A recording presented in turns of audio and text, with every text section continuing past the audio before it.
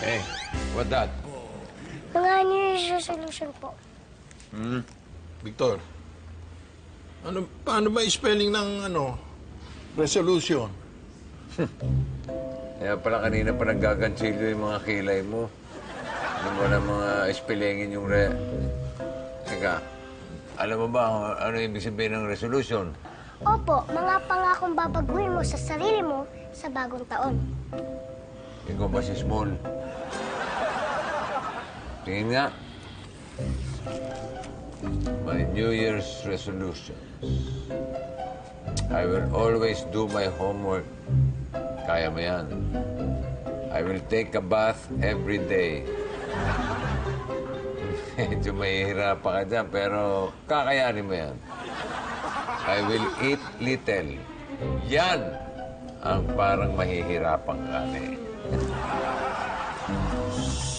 Ikaw, tingin nga yung mga resolution mo, Small.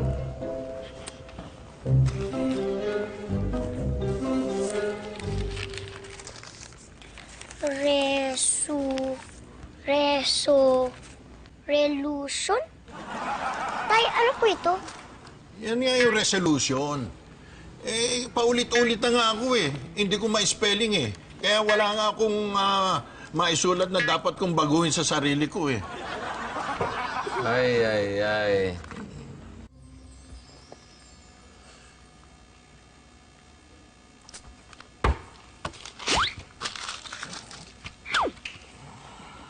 Tatay, ganito po. Resolution. R-E... Hoy, huwag mo akong pakikialaman ha. Hindi po. Kung hindi pakikialam yon, pagtuturo. Hoy, anak lang kita ha. Kaya huwag mo akong tuturuan.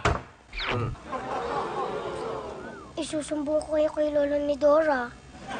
Huwag mong ipagmamalaki sa akin yun ha. Wala akong kabilib-bilib doon.